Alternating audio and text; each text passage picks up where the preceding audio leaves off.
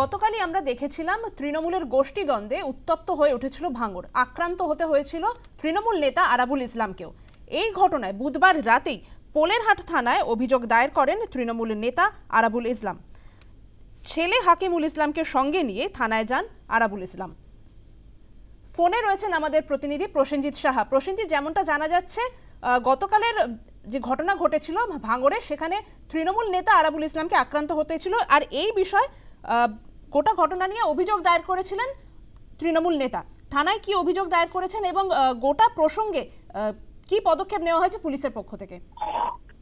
দেখো, গতকালই দলের প্রতিষ্ঠা দিবস ছিল, আর সেই প্রতিষ্ঠা দিবসে দলীয় পতাকা তুলতে গিয়ে ভাঙড়েই আক্রান্ত হতে হয়েছিল আরাবুল ইসলামকে, এবং শওকত মোল্লার নির্দেশেই কার্যত আরাবুল ইসলামের উপর হামলা চালানো হয়েছে, এমনটাই অভিযোগ আরাবুলের। আর সেই অভিযোগই গতকাল রাত্রে তিনি পোলেরহাট থানায় লিখিতভাবে দায়ের করেন এবং নিজের ছেলে হাকিমুল ইসলামকে সাথে নিয়ে গতকাল রাত্রেই তিনি যান পোলেরহাট থানায়, এবং সেখানে গিয়ে তিনি লিখিত অভিযোগ জানান।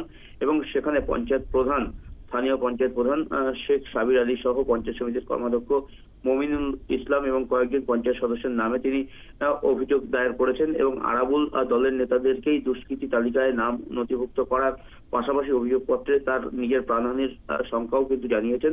তিনি জানিয়েছেন এদের হাতেই তার আক্রান্ত হওয়ার পুনরায় সম্ভাবনা রয়েছে, সেই কারণে তার যাতে নিরাপত্তা বৃদ্ধি করা হয় সেই ব্যবস্থাটাও দেখার জন্য তিনি থানাকে জানিয়েছেন। এবং সম্প্রতি এই যে হামলার ঘটনা ঘটছে, আরাবুল যেখানেই যাচ্ছেন সেখানে তার উপর যে হামলার ঘটনা ঘটছে, সেই কারণে কিন্তু ইতিমধ্যেই তিনি হাইকোর্টের কাছে নিরাপত্তা চেয়ে মামলা দায়ের করেছেন এবং নিরাপত্তা চেয়ে আবেদন করেছেন, যাতে কিনা তার নিরাপত্তা রক্ষী আরো বাড়ানো হয় সেই দাবি তিনি জানিয়েছেন। এবং ইতিমধ্যেই পোলেরহাট থানায় অভিযোগ দায়ের হয়েছে, পুলিশ তদন্ত করছে। তবে এই ঘটনা এখনো পর্যন্ত পুলিশ কাউকে আটক বা গ্রেপ্তার করেনি। স্বর্ণালী, ধন্যবাদ প্রসেনজিৎ। আমাদের সঙ্গে ছিলেন আমাদের প্রতিনিধি প্রসেনজিৎ সাহা।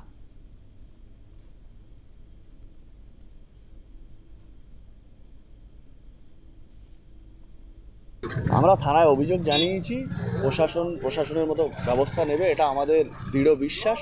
আমরা প্রশাসনের শরণাপন্ন হয়েছি।